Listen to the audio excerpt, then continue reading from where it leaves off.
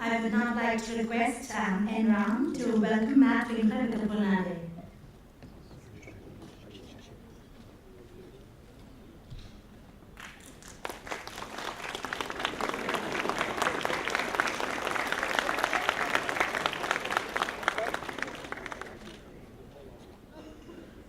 Ladies and gentlemen, please join me in welcoming Matt Winkler, who will now deliver the inaugural address on truth in the age of Twitter.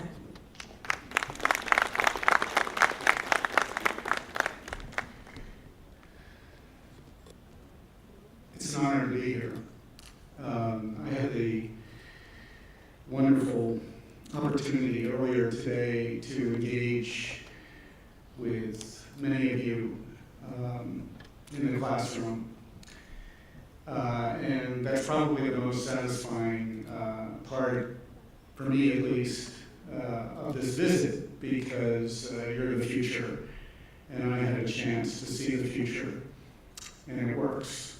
And I'm very excited about your prospects. I want to thank Sashi Kumar and Ram for your most gracious and kind and thoughtful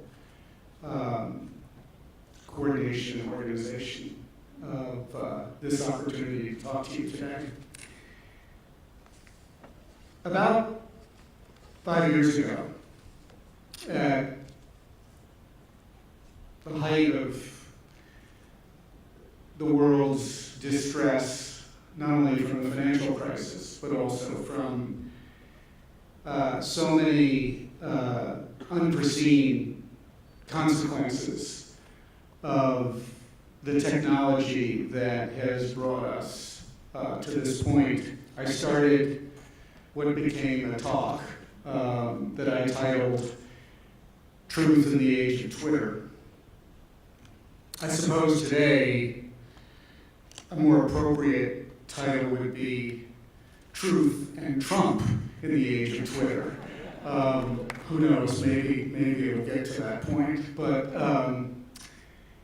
little did I know, perhaps little did we know, that 5 years ago we were perhaps destined to find ourselves exactly where we are today, which, to say the least, is rather treacherous, because we live in an age when news travels in an instant.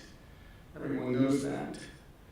What also happens, and what we also have difficulty reconciling, is this is an age of spontaneous expression, preserved forever, traveling instantly. So people can say whatever they want, and they do. And what they say is delivered instantly to all points of the world. Public statements, whether they're true or not, always have the potential to spread throughout the world, the media. As long ago as the 17th and 18th centuries, this was considered a problem. Jonathan Swift, who is arguably one of the great pioneers of journalism, wrote an essay in the early 1700s. And in the essay, he wrote, "Falsehood flies, and the truth comes limping back." And that was true then, it's true today.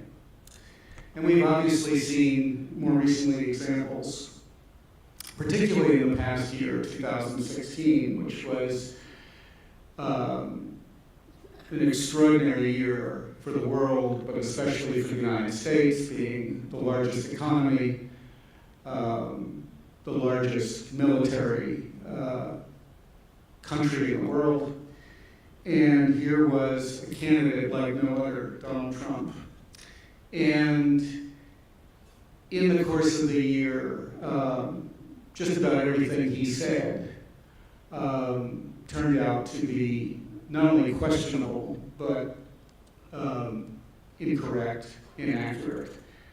It started, of course, with something that explains a great deal about the United States, immigration and immigrants. And one of the first things he did on the campaign trail was associate immigrants with crime in the United States. And he did this repeatedly because he could. He did this repeatedly because in the age of Twitter, everything he said became something that was taken not only at face value, but actually believed. And the journalists who covered the campaign dutifully reported it. It took a while, but eventually news organizations recognized there was a truth deficit in the making that was repetitive. So one news organization, most of us are familiar with, the Washington Post, set about creating a special team that would fact check everything that candidate Trump said, not just candidate Trump, but candidate Clinton, candidate Sanders, in the course of the campaign. While this was an excellent endeavor, and I will, in fact, tonight pay homage to the Washington Post because it's done some extraordinary work on this front, the damage, if you will, was done by the time the fact checkers finished their job. Back to Swift saying, falsehood flies and the truth comes moving back. It was documented that crime rates actually increase between native-born Americans and that actually crime for immigrants is well below what it is for people who are actually citizens of the country. So while Trump's comments were widely circulated, the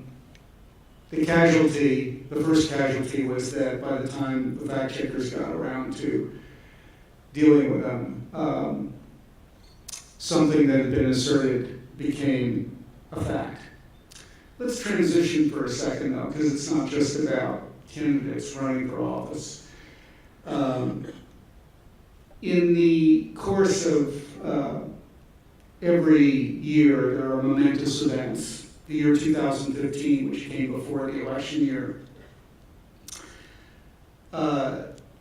pretty much the entire world was captivated with the story of Winkler, Greece, a small country, part of the European Union, and for the first 9 months of 2015, the headlines were dominated by stories that Greece was on the verge of default, leaving the European Union. This, of course, is well before anybody was thinking about Brexit. And if you read the news in your favorite newspaper, if you listened to the news or watched it, the headlines and the narrative were pretty much the same, that Greece was on the verge of default and would leave the euro. The most exciting part of the time that we're in is that we now have access to facts at the same time that misinformation is easily accessed and ubiquitous and spreads continuously.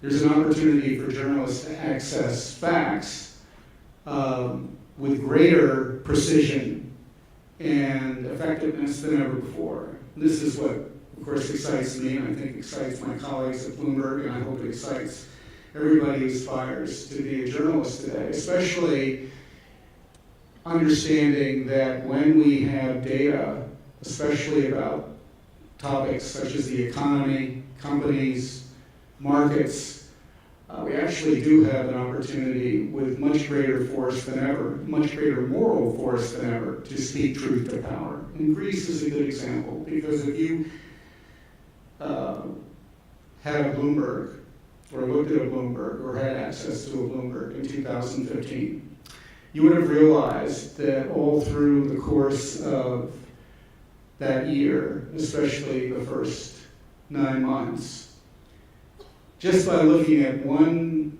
piece of information, the yield, the interest rate on 10-year Greek government bonds, that in fact, if that yield was to be believed, and it was, because every day in the market it was quoted, it had a value. The value changed every day. And that value, that yield, in 2015, never got anywhere near its worst value in 2012. And if you thought about that, you would have come to the conclusion that the people with the most at stake had already concluded that whatever the rhetoric was, whatever was said about Greece, by Greece, was probably more noise than anything else. And that there was, if anything, less of a risk of Greece defaulting and leaving the euro. Now, what's the reward for such insight that comes from paying attention to details that are readily accessible? In the year 2015, the most profitable investment in the world, whether it be real estate, art, commodities, debt, as in bonds, equity, as in stocks, the most profitable investment in 2015 was someone who bought Greek bonds and kept them and would have had a return of 150%. Now, that's just an example of sort of the opportunity and the challenges. What I want to try to address is those challenges as a journalist, given that what we're up against repeatedly is this clash of misinformation with information. And the example of candidate Trump speaking about immigrants the way he did is one of those challenges. The candidates Sanders and Trump speaking about global trade, specifically the North American Free Trade Agreement, and more recently, an agreement in the Pacific closer to here. The opportunity is to get at some of these big issues instantly and with great precision. And unfortunately, the press today is under a lot of pressure, but some of that pressure is because it isn't focused on what it should be doing. Here are some of the problems. One is a lack of understanding of where the power is in the world, and the power is where the money is. So you would expect me to say this, but every journalist, whether that journalist aspires to the sports beat, the entertainment beat, the politics beat, should actually come at those subjects with an understanding of money in all its forms, because in every subject, that's really where you can speak truth to power. The second challenge is practices, best practices. And what is so essential is having news judgment to understand how do you get closer to the truth. In the course of so many elections, not just in the US, but elsewhere, in the course of referendums, for example, last year there was one in the UK, and it was over whether to leave or remain in the European Union. It was a vote on what was known as Brexit. One of the hazards of even the most respected and serious news organizations is the tendency to equate things equally, as otherwise known as false equivalency. So you had, first in the Brexit coverage before the referendum, a very disciplined, meticulous practice of even the best news organizations making sure that both sides were covered with the same amount of time, the same amount of space, the same amount of ink, and so forth, regardless of what both sides were saying. The hazard of that false equivalency is that those who were supporting the Leave campaign were repeatedly saying things which were reported dutifully that were completely inaccurate. And because the journalists felt this obligation to be fair, they abdicated the much more important responsibility of news judgment in what does it take to get closer to the truth. For example, one of the more often repeated claims of the people supporting the Leave campaign was that 350 million pounds a week that supposedly went to the EU from the UK could be returned to the UK health service. And this, of course, was a very serious, if true, weakness, except that it wasn't true. And the day after the vote, even the people who made that claim acknowledged that it was completely ludicrous. But you go back and you think about all that time that was spent by journalists covering that issue, and you see how much damage was done. Similarly, last year, when candidate Trump and candidate Sanders started decrying global trade as a serious threat undermining the US economy, because they said it, and they said it often, what they said was reported dutifully, as if it was true, except it wasn't true. And so, in the case of the North American Free Trade Agreement, which began in 1994, was signed into law by President Clinton. The 8 years after that agreement, actually manufacturing jobs in the United States increased. And right to the present, the most profitable, most efficient market for selling automobiles in the world is North America. It is where every single car company in the world wants to make, produce, sell their vehicles. And the reason is because that's where they can make money. And that's where the consumers are. And NAFTA actually had a lot to do with that. But you didn't hear that, you didn't read that all through the campaign last year. Something else that was said repeatedly is that the US economy itself was struggling, anemic. And while that is true in the sense that the gross domestic product of the US in the 6 years coming out of the worst recession since the Great Depression and the financial crisis was well below the historic growth of GDP in the United States.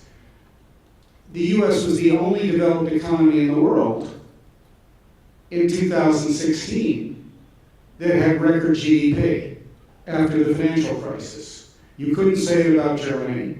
You couldn't say it about Japan. You couldn't say it about the UK. You couldn't say it about any developed economy that it had record GDP in 2016. The only economy that had record GDP was the US. That was not reported in the course of the campaign. It might have, had it been focused on, it might have changed a few people's minds. At the same time that we are faced with these kinds of challenges, we are also dealing with what is commonly known as fake news.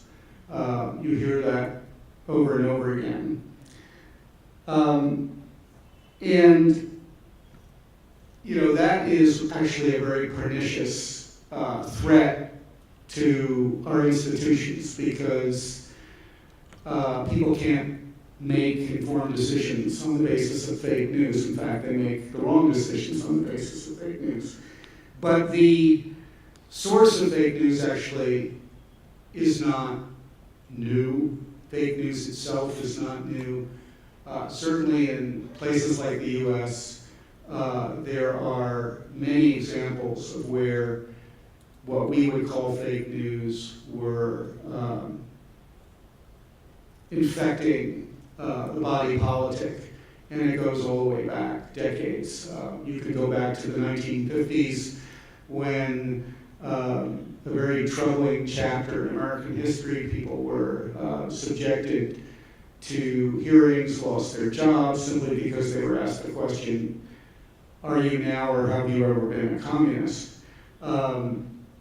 And one of my colleagues at Bloomberg, Joshua Green, senior writer for Bloomberg Business Week, has just published a book called The Devil's Bargain, and it's about how Trump succeeded, and in part he succeeded precisely because he, more than anyone, and the people around him, like Steve Bannon, have been proponents of denying everything that they can that is said about them that could possibly be considered questionable, and instead being offensive about it and repeatedly asserting it. And that strategy has obviously gone a long way.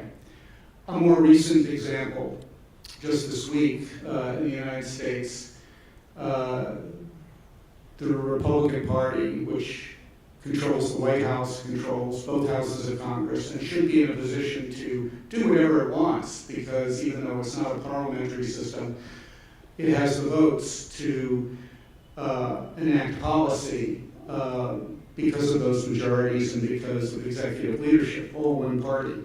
And yet, so far, it hasn't happened. In fact, the attempt to repeal and replace the Affordable Care Act looks like it's finished as an initiative, because when people looked at the facts of what the Affordable Care Act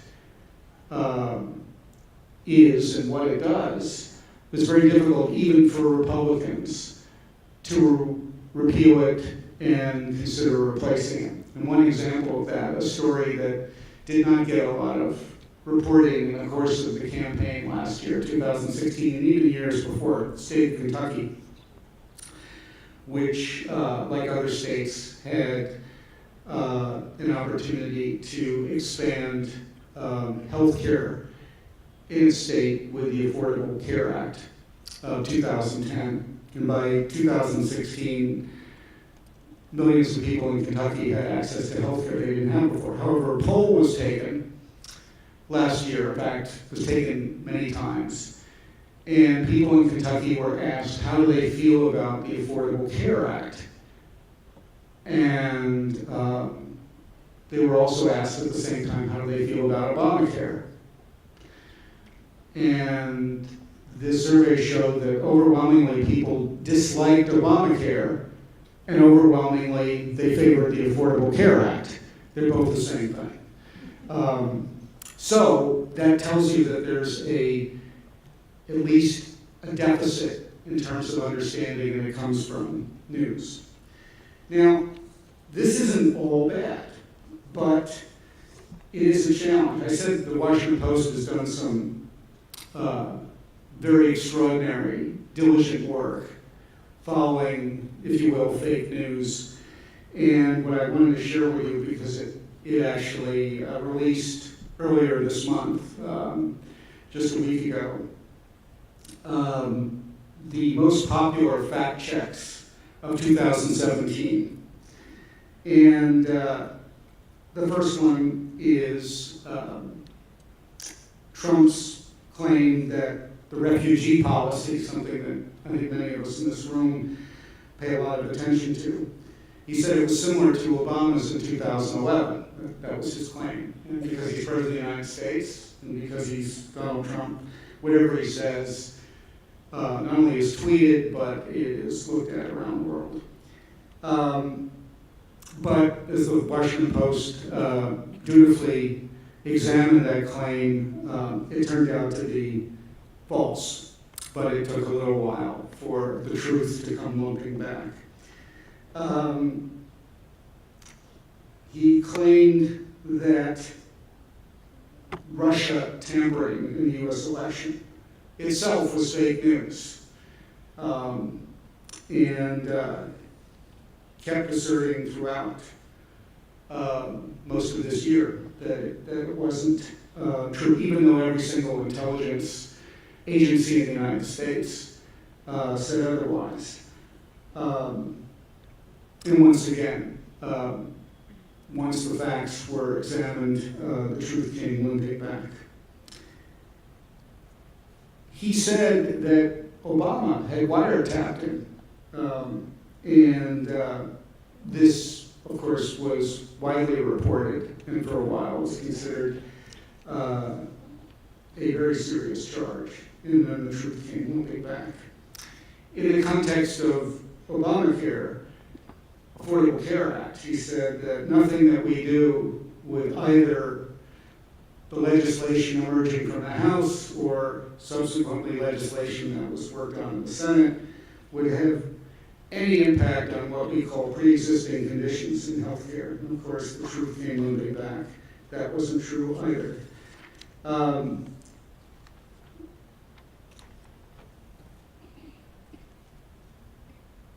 He also said that his inauguration size of his inauguration, the crowd size, was larger than Obama's. Wasn't true.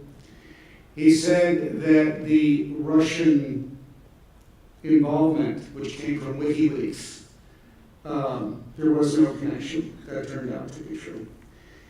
He said that the Clinton Foundation paid for Chelsea Clinton's wedding. Well, it turned out to be untrue too. And the 10th so far this year is that he said that Korea actually used to be part of China. And, you know, we're all sort of laughing about that, but it turned out to be, of course, not true. The Washington Post dutifully reported all that this year. That's just so far this year, the 10 biggest assertions by a person in charge.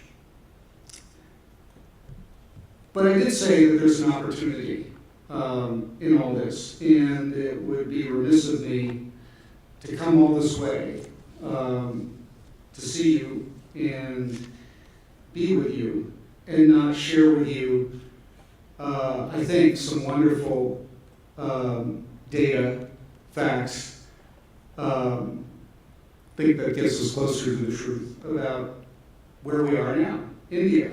And I just thought this is what's most exciting about what we do as journalists, is we have an ability today, unlike anything I could have dreamed of 40 years ago when I got in this business of reporting, to provide stories about where the world is headed, where countries are headed, with precision and accuracy that we could not have possibly had back then. But we can do it today. And we can do it today because we have access to data that comes out of the age that we're in, the age of instant accessibility of data and constant communication. So, first, I wanted to share with you some data about Wither India.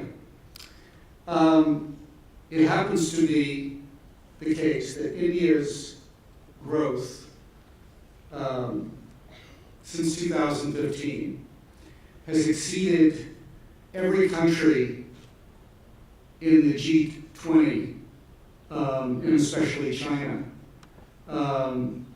And that's the past 2 years. And if you look closely at the forecasts of economists we survey, which is dozens of economists, the growth of India is likely to exceed over the next 3 years, 2016, 17, 18, and 19. The relative performance of India's economy may have bottomed in 2015 with respect to China. And what's interesting is that the gap between India's GDP growth and China's GDP growth is widening consecutively. Something else that's interesting is that when we look at the stock market in India, and I just thought, since this is readily accessible on the Bloomberg, why not, and we have Bloombergs now here, why not share some of the opportunity that we have at Bloomberg that we can use as reporters. Two things are really interesting about where we are right now. One is the price swings of the currency, the rupee, otherwise known as its volatility, and we look at something called implied volatility, which is the market anticipating future price swings. They're the lowest since they've been in 2008. And then if we look at the same kind of measure at the stock market, it too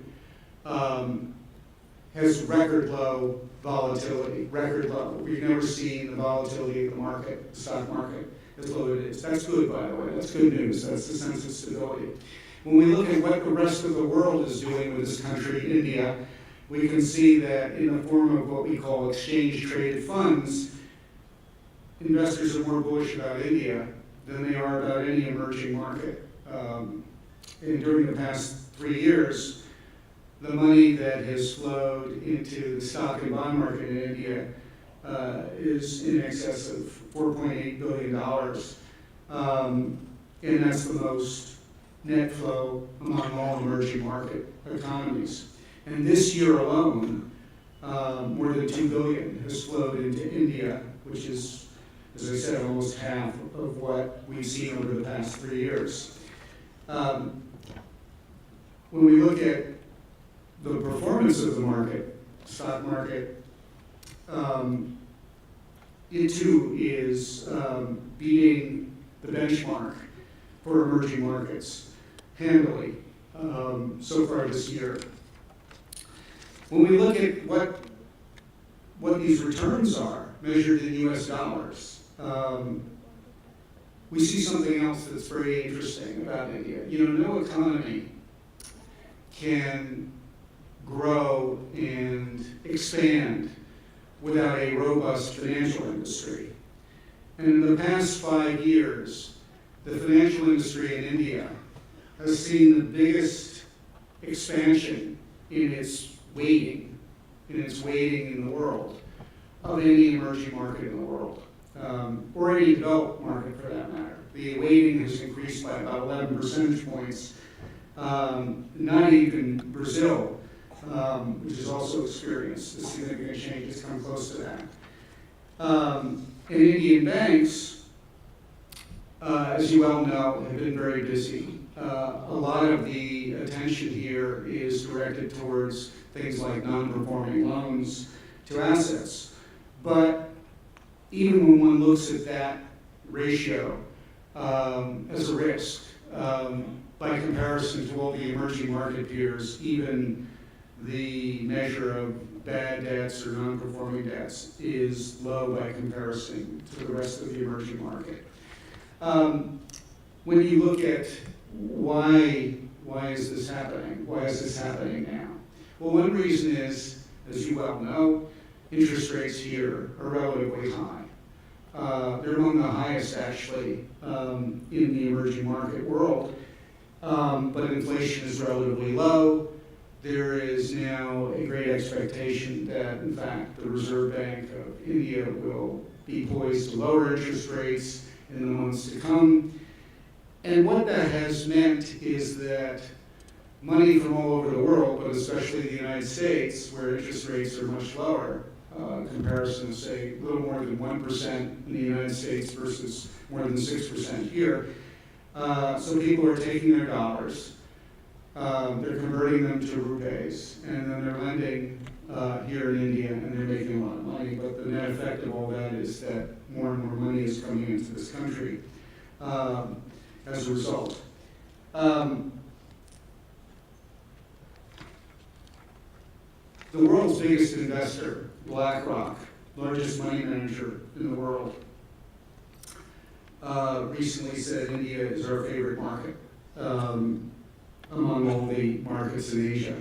And this is a story that has yet to be told, reported on. There's more to come. And it is reflected in the fact that the financial industry here, which is still growing, is likely to be responsible for major changes. So I share that highlights of this data, a local story, if you will, but it's really a national and international story as well, in the context of all the very troubled events of our time in front of news organizations.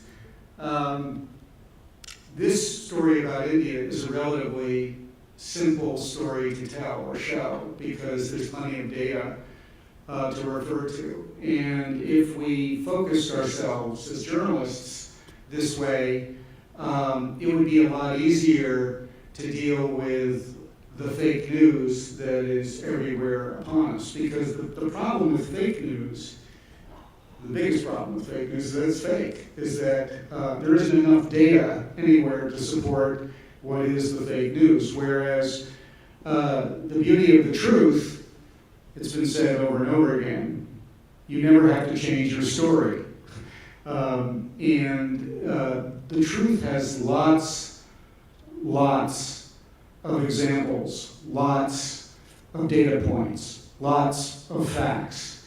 And the journalist today has a greater opportunity to get at the truth because those facts are now accessible in ways that were unimaginable, as I said, just 2 decades ago. And this should give us hope. Now, why am I so hopeful? So the agenda that the leader of the so-called leader of the free world had coming into power in 2017 was a policy directed at immigrants, specifically 7 Muslim-majority countries, and the attempt to enact that policy almost immediately was unsuccessful, unable to be executed. Why was it unable to be executed? Well, yes, it was challenged by the courts immediately, but laws are based on facts.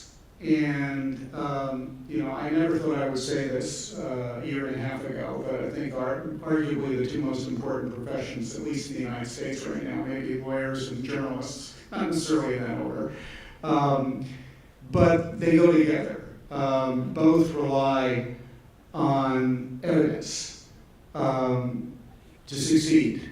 The law can't succeed without evidence, and the truth can't be reported without evidence. And so arguably the greatest purveyor that we've seen, who's unprecedented, because as I've said before, and other people have said it before me, he is a serial fabulist. So he is a purveyor of fake news, and to get his agenda across, he has to get people to be convinced that this is true. And unfortunately, when he comes up against 2 institutions, one, the fourth estate, journalism, the other, law,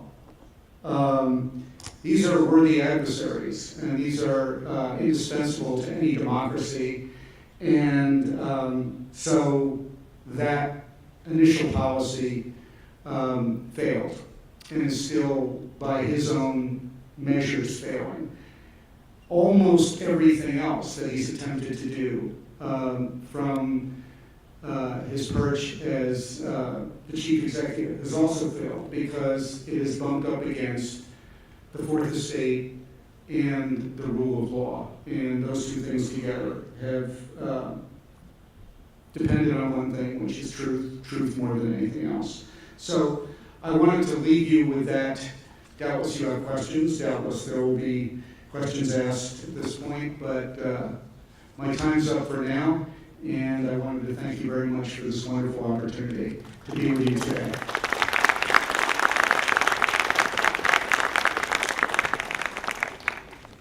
We now open the theme that Matt Winkler has presented to the House, and you're welcome to ask questions.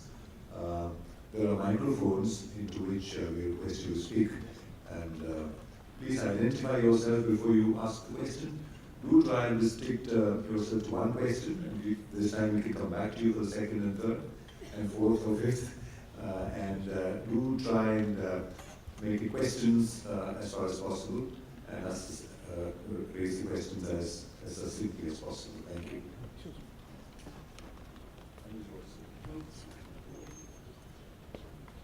Just raise your hand.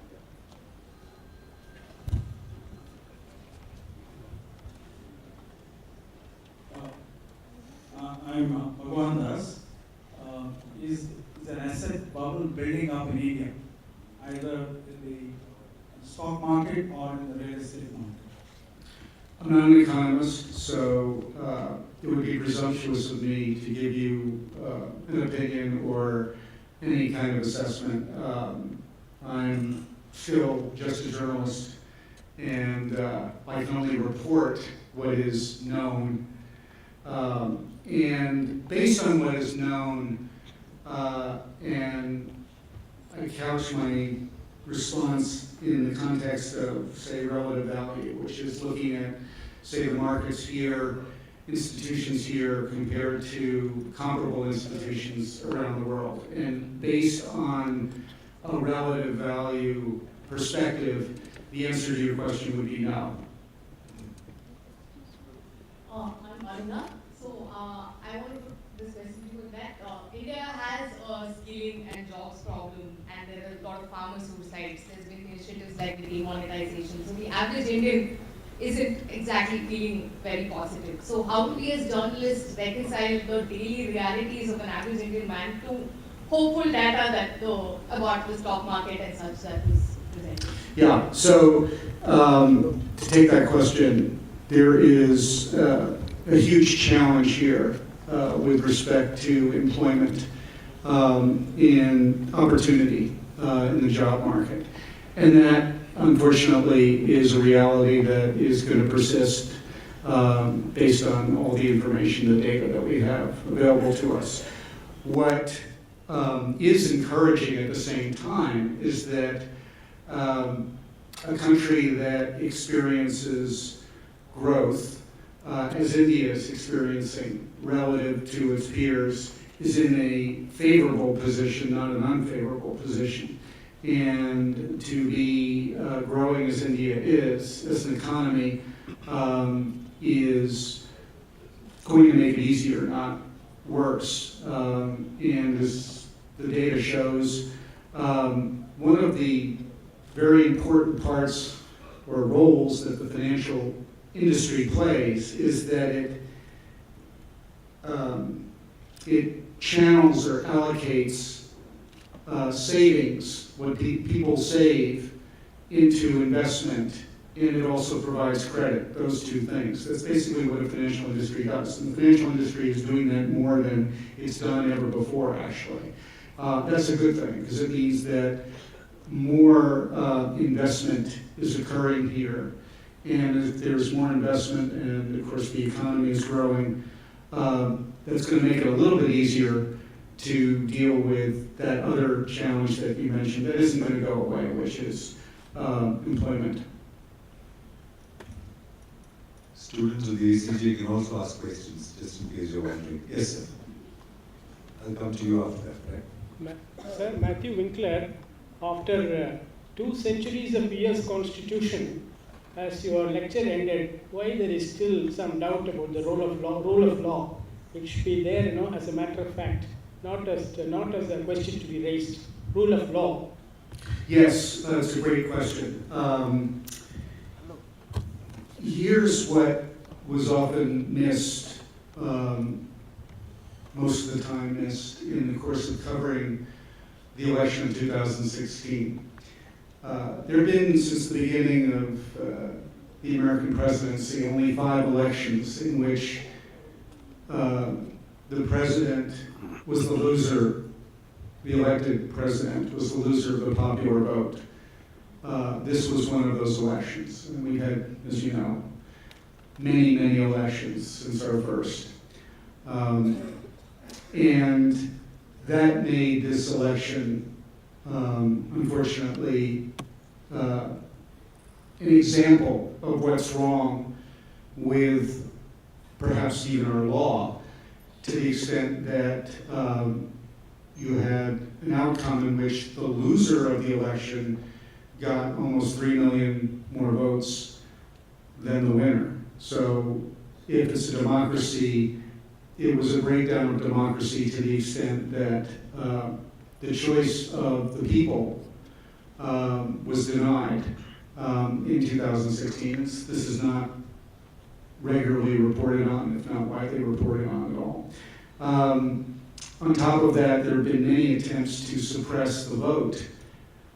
Specific targeted laws that are designed to deny certain parts of the U.S. population from voting, and they've been very effective. In fact, been effective to the extent that the 3 states that were responsible for electing Donald Trump, Pennsylvania, Michigan, and Wisconsin. Wisconsin in 2012 had 300,000 more people on the voter roll than it did in 2016. So that's an example of how is it possible that so many people could disappear from the electors, but they did, and that was a consequence of specific laws.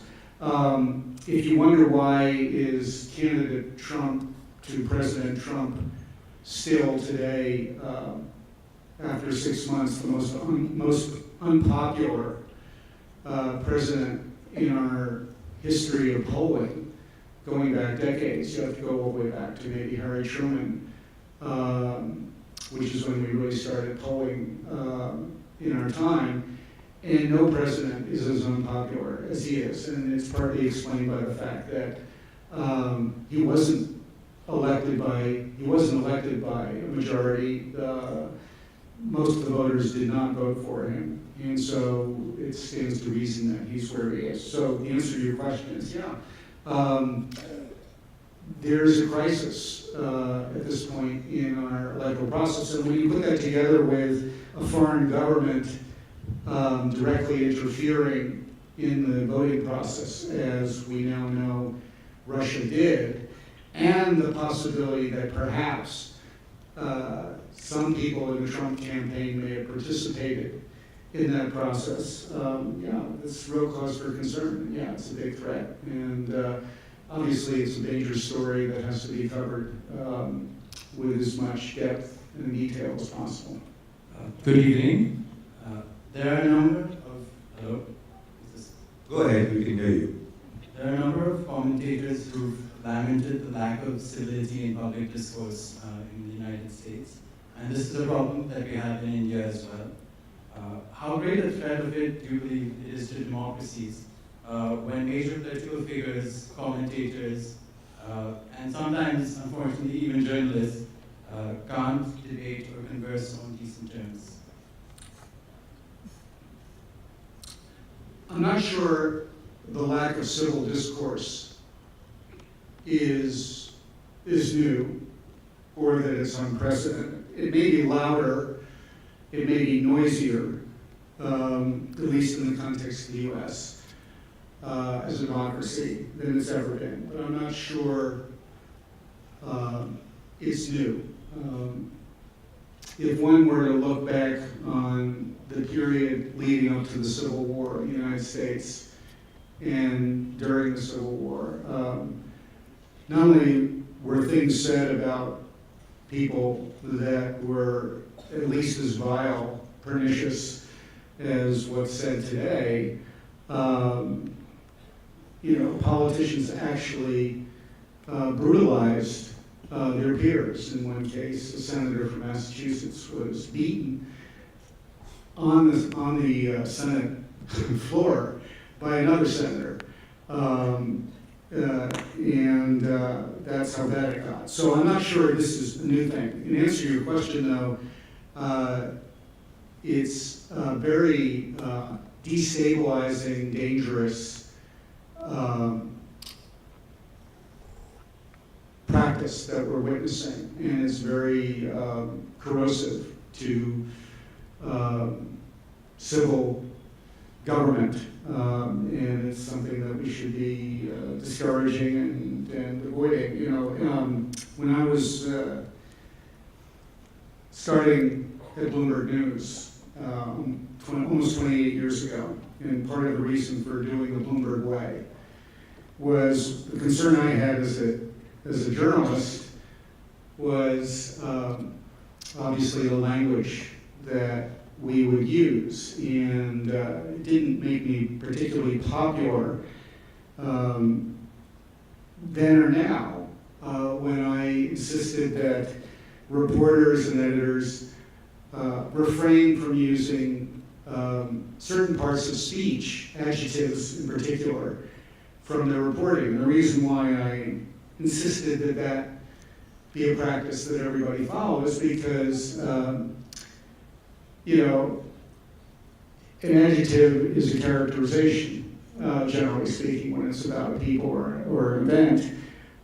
It's almost an opinion. And unless it can be supported by the facts, better not use the adjective, instead report what people say and what people do, said and done, which is, if you like, the two pillars of history, and journalism is the first draft of history, and so we would all be better off if we paid attention to our language and how we use our language, and not just journalists, everybody, and if we just avoided the words that characterize or mischaracterize, but essentially are opinions, we probably would be in a better position to have a much more civil discussion about the things that matter most to us. Yes, sir. My name is Raghavan. Please wait for the microphone. Okay. Thank you.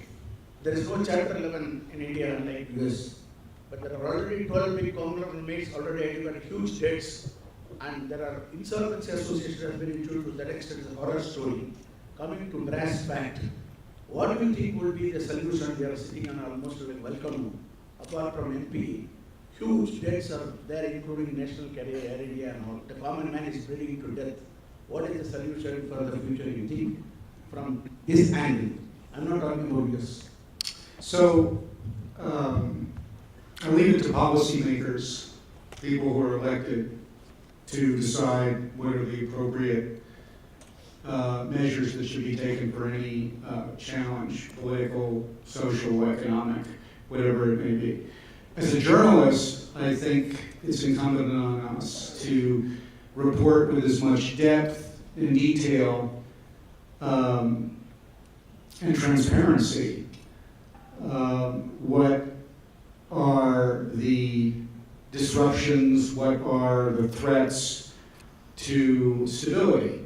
And debt is one of my favorite subjects, as some of you may know. It's kind of where I spent most of my energy early on as a reporter, covering debt. So, and it's still to this day a all too little reported on subject. And so I think the opportunity here, as it is the case elsewhere, for journalists to spend much more of their time and energy focused on withered debt in this country and how it is accounted for and how it is used and abused. And as a very distinguished Supreme Court justice in the U.S. said, sunlight is the best disinfectant. Thank you, sir. Was there someone here? Okay. We'll take you and then you. All right, quite a few hands. Okay, we'll start with this. Sir, journalists both in the US and in India are facing the problem of access when it comes to talking politicians and politics. They have a lot of power and they can communicate directly with people through social media, and they can brand news organizations as fake news and ignore them. So how do you propose news organizations deal with this when they want to cover somebody fairly and at the same time get access to the same politicians? So that's a great question.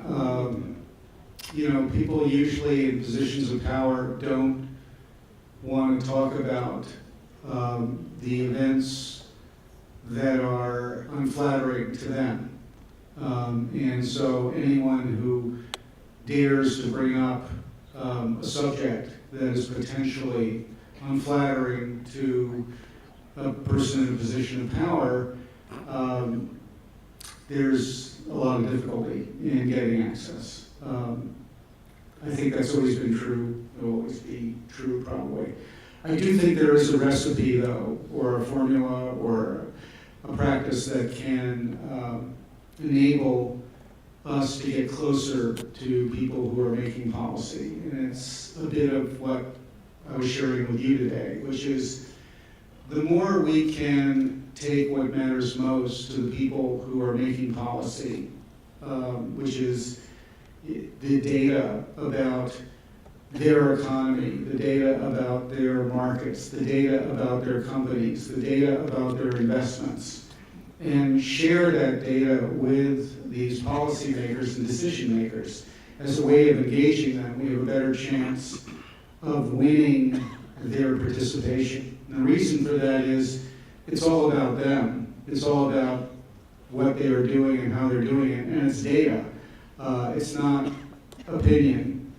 It's not a set of assertions. It's a reality that really can't be disputed by anyone. So I do think that that's a very effective way to proceed increasingly in journalism today, to engage people with data about themselves. It's like sharing with someone his or her own biography, which is published, in wanting to talk about it. Lady here, was it? Yes. Good evening, sir. My name is Prasanna. As you were talking about Donald Trump, so a question is raised in my mind. Why, according to you, did Donald Trump become the president when all the pre-elective polls were against him? So why did Donald Trump become president when the polls predicted he wouldn't be president? Fair question. But it has a very clear answer. One, the polls weren't really wrong, in the sense that if you took the day before the election, the Bloomberg poll, a national poll, it said that Clinton was leading Trump nationally by about 2 percentage points. If you looked at the outcome of that election, as I said earlier, she won by almost 3 million more votes. She won by just over 2 percentage points. So that poll actually turned out to be accurate. Where there was, if you will, a discrepancy in the polling was in the specific states. And there wasn't enough data in some of those states to know where the candidates stood. And what complicated this election in particular was that Clinton won most of the most populous states by overwhelming majorities. For example, she won in California with more than 60% of the vote. She won in Maryland with more than 60% of the vote. She won in Massachusetts with more than 60% of the vote. She won in New York State with more than 55% of the vote. You get the idea. She won in Illinois, in the middle of the country, with more than 50% of the vote. So actually in the most populous places of the country, her margin of victory was overwhelming, and the polls were right in every one of those states where there was a lot of data. This was a very peculiar election, not only because it turned on really what happened in 3 states, Pennsylvania, Michigan, and Wisconsin, but it also had some events that were unprecedented. You had 3 times the head of the FBI publicly say things that were clearly damaging to one candidate, and I'm referring to Clinton. as recently as 10 days before the election, and then 2 days before the election. 10 days before the election, then Director of the FBI, Comey, said, these emails that we've been looking at, we're going to look at again because maybe there's something there, but we don't know. We haven't even looked at them, by the way, and it was 10 days before the election. So if you were an undecided voter at the time, and there were undecided voters, that was cause for concern. Then 2 days before the vote, he said, oh, well, never mind. I mean, we looked at it and there's no there. So for those people who had already made up their minds that, and this is where I mentioned the term false equivalency, you know, both these candidates are flawed, both of these candidates have problems, et cetera, as if they're both equal. And they weren't equal. We now know that they're not equal. One candidate was clearly absolutely inferior in terms of experience, knowledge, preparation to another candidate, but the news media in aggregate did not report the election that way. They said, well, voters think both candidates are flawed, and you had, in an unprecedented way, the director of the FBI essentially take a position that was decidedly unfavorable to one candidate. Not that in and of itself determined the outcome of the election, but it clearly on the margin had an impact, a negative impact. And we do know now from looking at the results of the voting that most of the undecided voters broke for Trump, not for Clinton, which was unusual to say the least. So these are some of the circumstances. But your first point about, you know, the polls were really pretty close to what the outcome was. They weren't misleading. It was these other events that were unprecedented that got in the way. Good evening, sir. I'm Soumya, I'm a student at ACJ.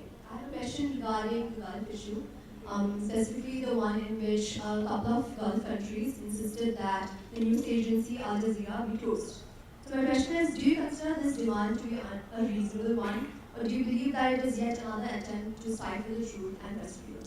Okay, so I'm a journalist. I'm always going to be on the side of journalists. I'll make that confession. Wherever there is journalism, I'm for it.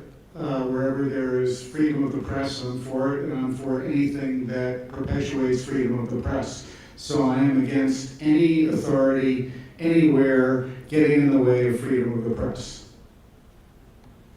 I wonder whether Ravi would like to add to that. I know you're going to demonstrate against the actions or the pressure against Al Jazeera to Doha, I believe.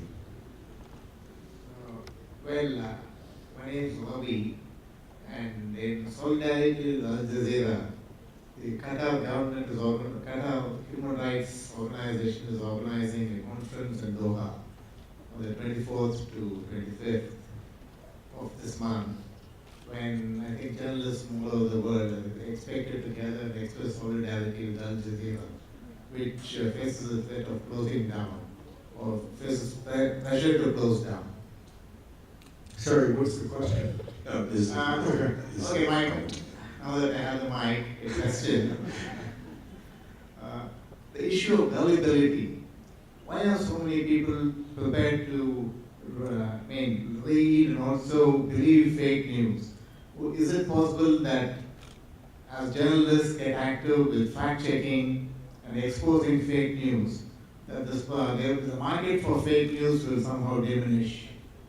So I'm not, again, qualified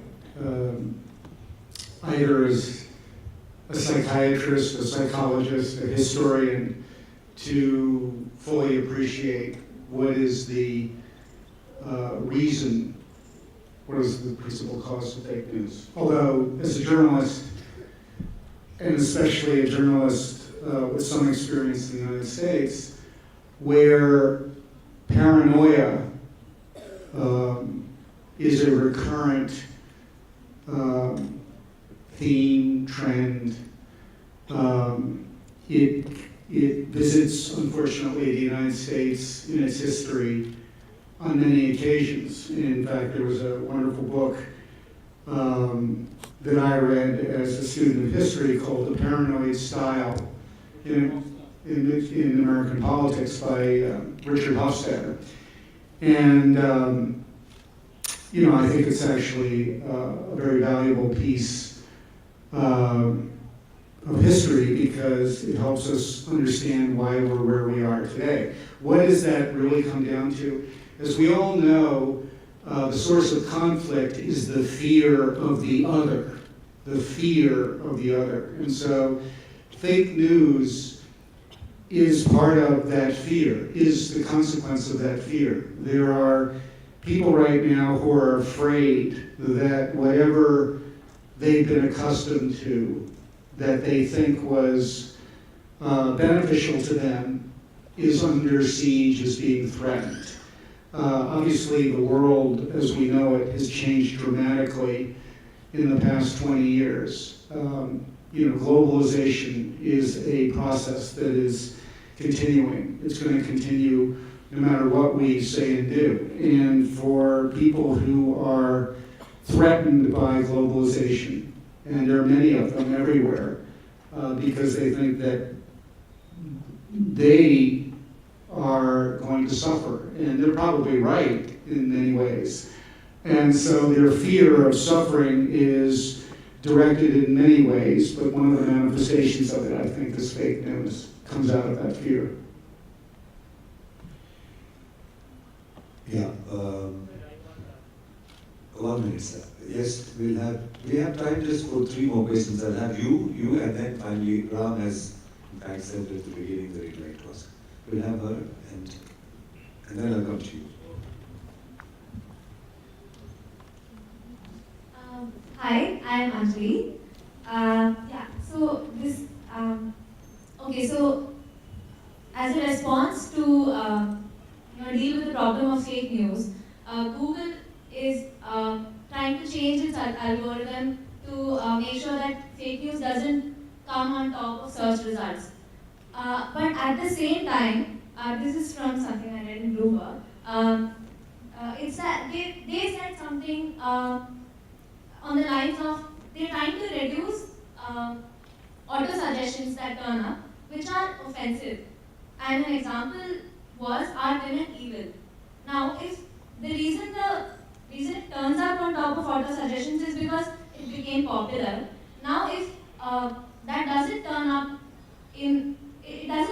as not a complete suggestion, won't this just go underground? Won't like something like the men's right activists like the MRA? I mean, will it stop them from becoming more popular, or will they just go underground and will people like us as journalists, will we realize that this problem is not even there anymore? Because I think to some extent in the United States what happened was that the media didn't really realize that a big part of the population was very disenchanted with the administration. Am I clear? So I think I understand your question, which is,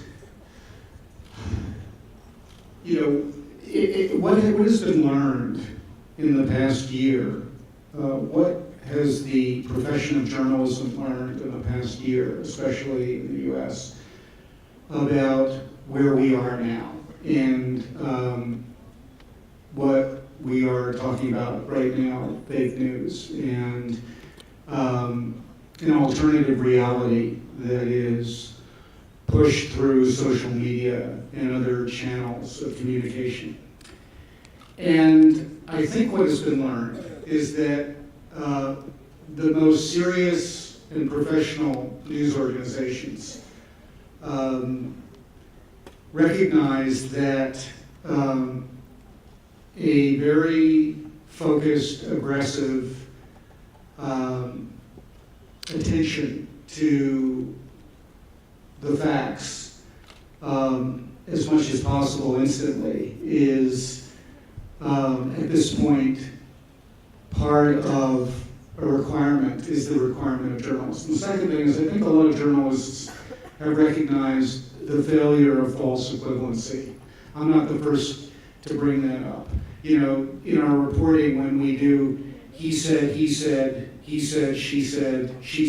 said, and we say, okay, there are 4 people on this part of the issue, and there are 4 people on this part of the issue, and we're going to give them equal weight and time, and we're going to let the voters, the readers, the listeners make up their minds. That has been a very common, traditional practice that has been considered fair and balanced. And we've learned in the past year, actually it isn't, that if we're serious journalists, news judgment requires us really to find out what is the closest thing to the truth.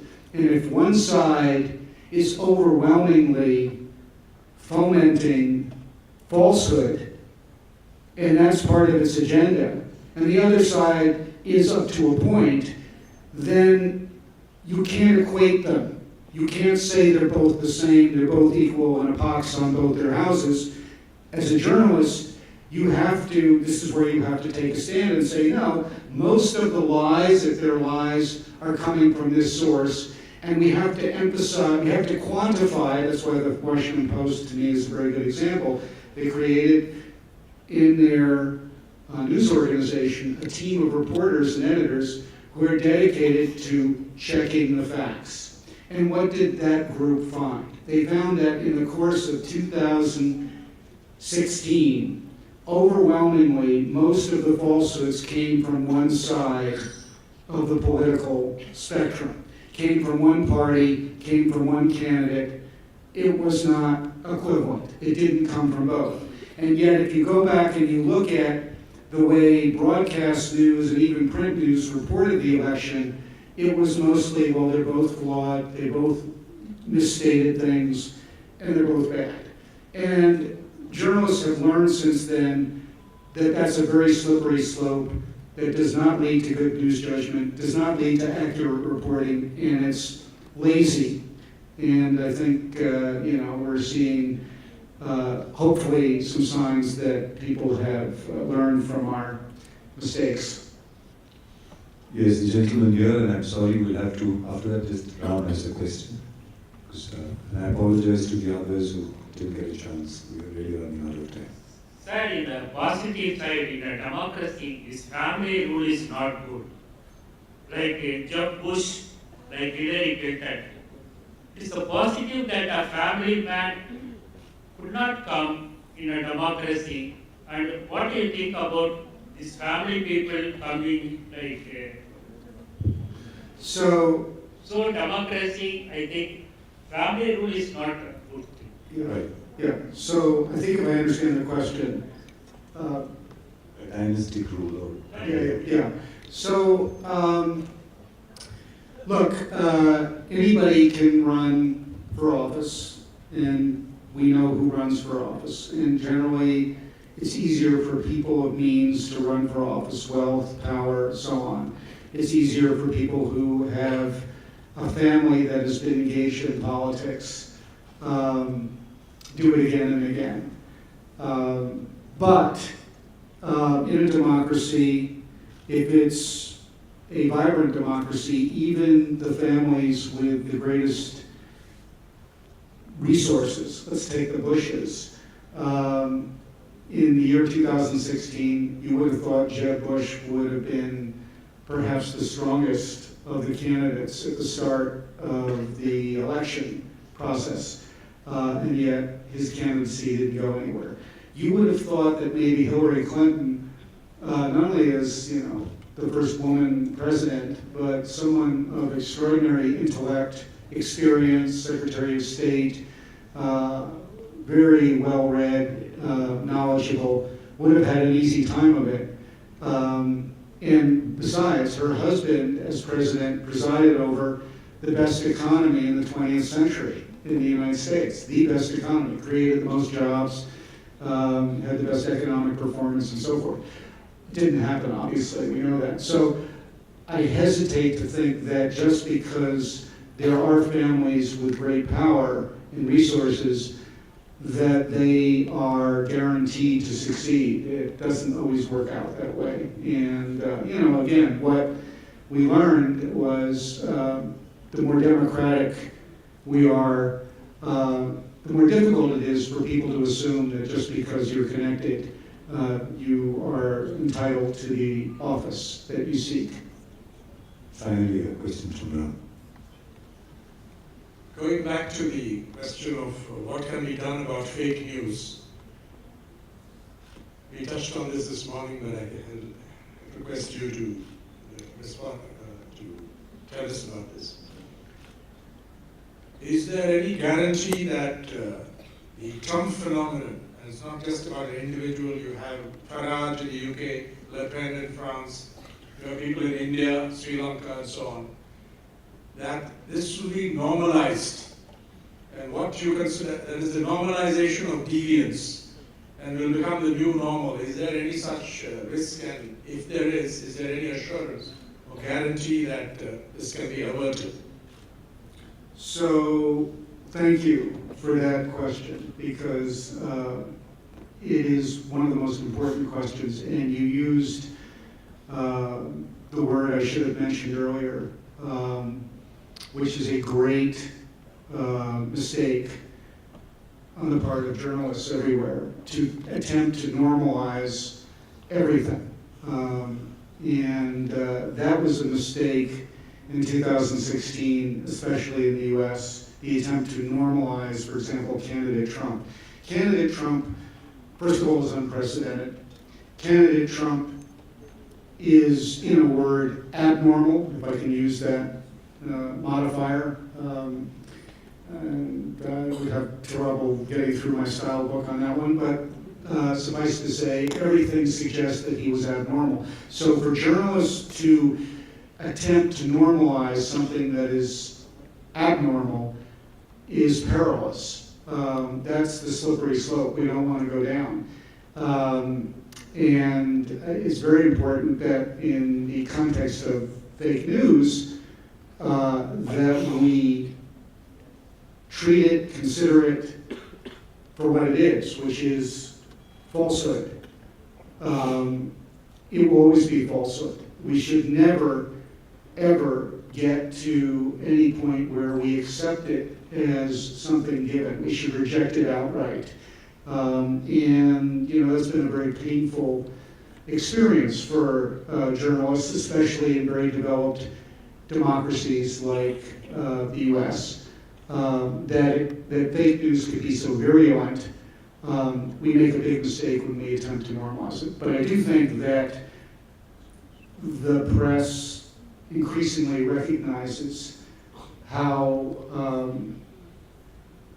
dangerous the normalization process is for anything, and especially for things that are false, and that journalists become part of the problem to the extent that they normalize what is fake. And so I think that is increasingly a realization, and here's hoping it remains so. Thank you.